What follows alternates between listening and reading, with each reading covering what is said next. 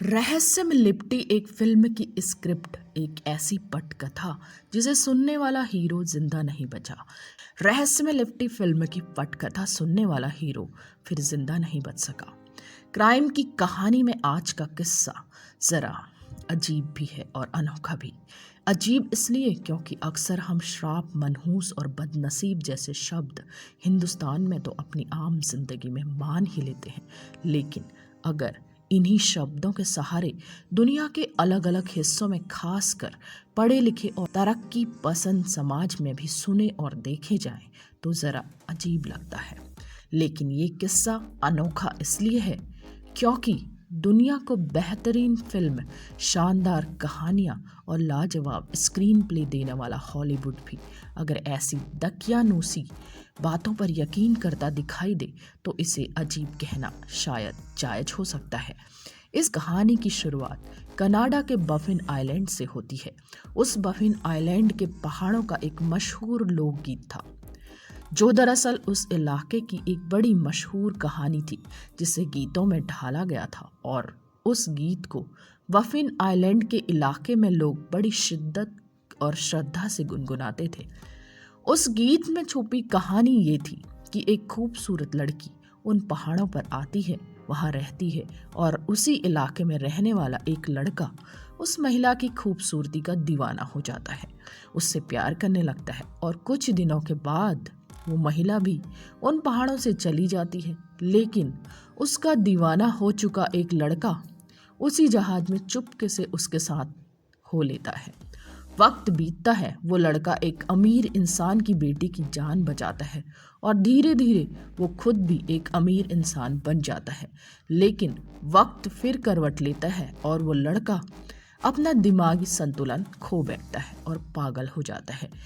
ये कहानी कनाडा के उस हिस्से से एक गीत की शक्ल में सामने आई थी जो उस पूरे इलाके में बहुत मशहूर हो जाती है। कनाडा फिल्म इंडस्ट्री से जुड़े एक फिल्म निर्माता जब इस गीत को सुनते हैं तो उस गीत पर आधारित एक कहानी पर फिल्म बनाने का फैसला करते हैं। इस फैसले के बाद वो फिल्म निर्माता एक प्रोडक्शन हाउस यूनाइटेड आर्टिस्ट से संपर्क करते हैं। इसी बीच उन फिल्म निर्माता की मुलाकात टॉड कैरल से होती है जो खुद एक अच्छे फिल्म लेखक थे और अच्छी स्क्रिप्ट लिखने में माहिर थे। वो फिल्म निर्माता उन्हें उसी गीत पर आधारित कहानी और स्क्रिप्ट लिखने की जिम्मेदारी सौंप देते हैं। टॉड कैरल ने इस जिम्मेदारी को उठा लिया और पटकथा का काम शुरू भी कर दिया और आखिरकार 1979 में टॉड कैरल ने एक फिल्म की कहानी मुकम्मल कर डाली। सभी को टॉड कैरल की लिखी वो कहानी बेहद पसंद भी आई। उस कहानी में सिर्फ जगह और कुछ किरदारों को बदल दिया गया था। अब इस कहानी को अमेरिका में फिल्माने का फैसला किया जाता है। कहानी को फिल्माने की तमाम औपचारिकताओं को पूरा करने के बाद मुख्य किरदार को निभाने के लिए एक्टर की तलाश शुरू हुई। इस फिल्म का नाम रखा गया था अतुक, यानी ATUK। इस फिल्म के मुख्य किरदार के लिए उस वक्त के जाने माने हास्य कलाकार जॉन बेलुशी को संपर्क किया गया। जॉन बेलुशी का हॉलीवुड में अच्छा खासा नाम था, एक अच्छा मकाम था। जॉन बेलुशी ने फिल्म की कहानी सुनी तो वो बेहद खुश भी हुए। उन्होंने कहानी पसंद की और लगा कि ये कहानी फिल्मी पर्दे पर अच्छा प्रदर्शन भी करेगी, लिहाजा उन्होंने फिल्म में काम करने के लिए अपनी रजामंदी दे दी। जॉन बेलुशी ने ये कहानी सुनी थी जनवरी 1982 को, लेकिन कहानी सुनने के 2 महीने के बाद ही जॉन बेलुशी एक हादसे का शिकार हो जाते हैं। वो जिस होटल में रुके थे 5 मार्च 1982 को उनकी लाश संदिग्ध हालत में उसी होटल में मिलती है। 33 साल के जॉन बेलुशी की रहस्यमयी मौत से हॉलीवुड सहम गया। जिस हालत में जॉन की लाश मिली थी उसकी तफ्तीश की गई तो फॉरेंसिक रिपोर्ट में ड्रग्स के ओवरडोज का मामला सामने आया। तफ्तीश आगे बढ़ी कि आखिर ड्रग्स का ओवरडोज किसने और कैसे दिया, वो भी इतने मशहूर एक्टर को। 2 महीने की जांच के बाद इस मामले में एक नाम सामने आया। एल्विन स्मिथ का, जो एक महिला थी और उन्होंने ये बात पुलिस के सामने स्वीकार कर ली थी। जॉन को ड्रग्स उन्हीं ने दिया था। उसके बाद स्मिथ के खिलाफ मुकदमा चला और 15 महीने की सजा दे दी गई। मुख्य एक्टर की मौत के बाद अतुक फिल्म अटक गई। अब एक बार फिर नए सिरे से एक्टर की तलाश शुरू हुई। करीब 4 साल गुजर गए। 1986 में सैम किनीसन को ये कहानी सुनाई गई। कहानी सुनाकर सैम ने भी हामी भर दी और अब अतुक फिल्म के लिए सैम लीड रोल के लिए तैयार हो गए। 1988 में सिर्फ 8 दिन की शूटिंग के बाद अचानक एक रोज सैम ने शूटिंग रुकवा दी और ऐतराज जाहिर किया कि जिस तरह से फिल्म बनाई जा रही है उसे और स्क्रिप्ट को फिर से बदलने पर जोर देने लगे। सैम और डायरेक्टर के बीच बात इस कदर उलझी कि बात कोर्ट तक पहुंच गई। फिल्म एक बार फिर लटक गई और 1992 तक फिल्म शुरू नहीं हो सकी। लेकिन तमाम जद्दोजहद और झगड़े निपटाने के बाद सैम फिर से शूटिंग करने को राजी हो गए। लेकिन 10 अप्रैल 1992 को सैम की भी मौत हो गई। सैम उस वक्त सिर्फ 38 साल के थे। सैम की मौत एक हादसे की शक्ल में सामने आई। जब वो अपनी गाड़ी में थे तभी सामने से एक ट्रक ने टक्कर मार दी और उस हादसे में सैम की मौत हो गई। ट्रक ड्राइवर ने शराब के नशे में सैम की गाड़ी को टक्कर मार दी थी। ट्रक ड्राइवर की उम्र महज 17 साल की थी। इस हादसे के वक्त एक अजीब वाकया भी हुआ। असल में जिस वक्त सैम अपनी गाड़ी में जा रहे थे उनकी गाड़ी के ठीक पीछे एक दूसरी गाड़ी में उनके बेहद करीबी दोस्त कार्ल लाबो मौजूद थे।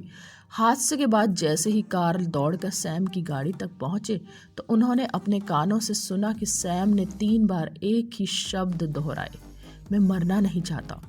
कार्ल के मुताबिक हादसे के बाद जब सैम बेहोशी के आलम में बड़बड़ा रहे थे तो ऐसा लग रहा था कि वो किसी से बात कर रहे हों और उससे कह रहे हों मैं अभी मरना नहीं चाहता, जबकि हादसे की जगह पर उनके पास और कोई दूसरा था ही नहीं। लेकिन सैम के मुंह से निकली दूसरे शब्दों ने कार्ल को भी बुरी तरह चौंका दिया था। सैम ने कहा था कि बट वाई, और फिर सैम के मुंह से निकला ओके ओके, और यह कहकर सैम दम तोड़ देते हैं। कार्ल ने ये बात हादसे के बाद सभी को बताई। कार्ल का कहना था कि सैम को देखकर ऐसा लग रहा था मानो वो किसी से बात कर रहे हों। अतुक फिल्म एक बार फिर अटक गई क्योंकि इस फिल्म के लीड रोल को निभाने वाले दूसरे एक्टर की मौत हो चुकी थी। वक्त बीता और 2 साल और गुजर गए। 1994 में फिल्म के डायरेक्टर और प्रोडक्शन हाउस ने इस बार लीड रोल के लिए जॉन कैंडी को चुन लिया। जॉन कैंडी को अब इस फिल्म में लीड रोल करना था। कैंडी ने फिल्म की कहानी सुनने की इच्छा जाहिर की। कैंडी को फिल्म की कहानी सुनाई जाती है, उन्हें भी कहानी पसंद आती है और वो रोल करने के लिए राजी हो जाते हैं। लेकिन फिर 2 महीने के बाद कैंडी की भी मौत हो जाती है। 4 मार्च को कैंडी 43 साल की उम्र में मौत की नींद सो गए। कैंडी की मौत उनके ही अपार्टमेंट में हुई। पोस्टमार्टम में कैंडी की मौत की वजह सामने आई दिल का दौरा। क्या अजीब इत्तेफाक था कि अतुक फिल्म के तीसरे हीरो की मौत हो गई और वो भी कहानी सुनने के 2 महीने के बाद। बताते हैं कि कैंडी ने इस फिल्म की कहानी सुनने के बाद अपने एक दोस्त माइकल ओडोंगो को भी फिल्म की कहानी सुनाई और सहयोगी कलाकार की भूमिका निभाने का ऑफर भी दे दिया था।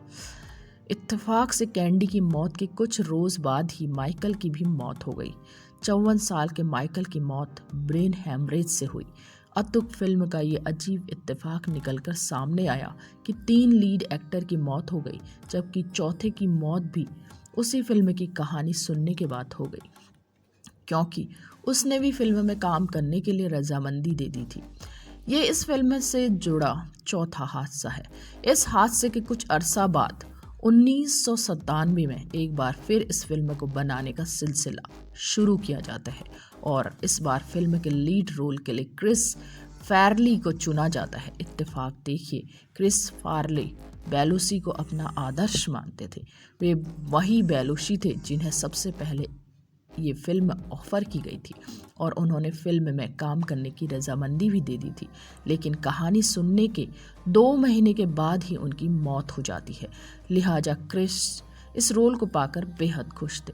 फिल्म एक बार फिर फ्लोर पर आने को तैयार थी, लेकिन बदनसीबी एक बार फिर सामने आकर खड़ी हो गई।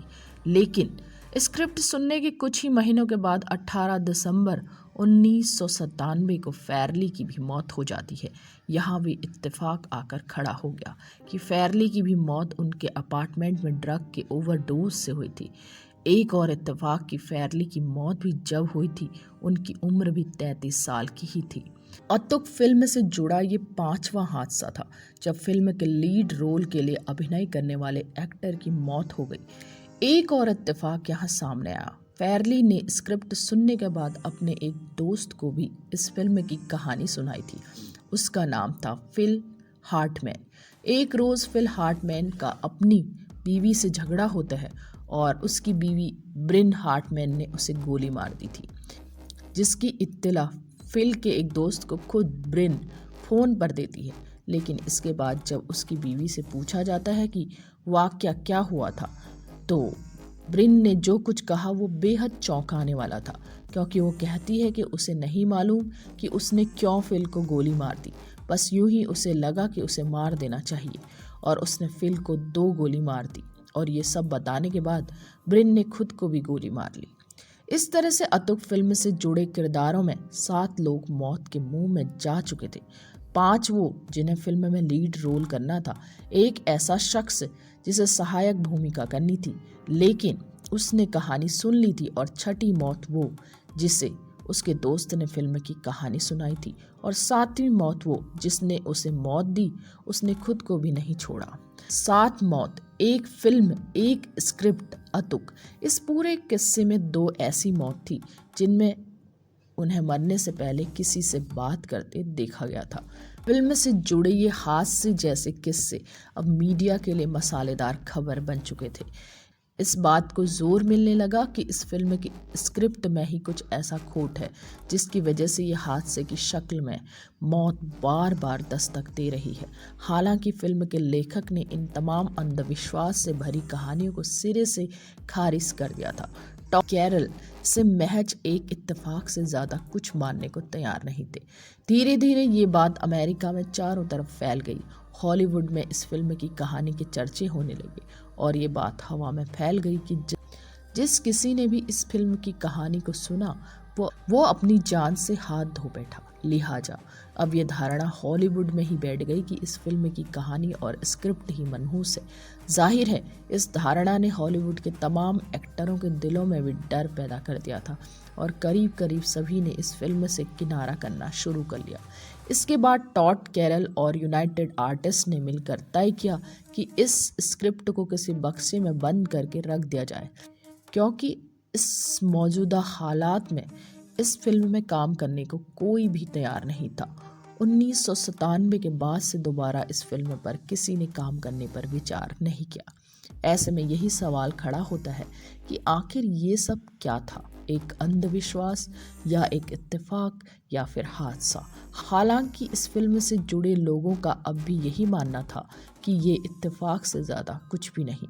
लिहाजा अतुक फिल्म की स्क्रिप्ट की ये अनबुझ पहेली यूं ही अपने राज के साथ कहीं किसी अलमारी, किसी बक्से में बंद है।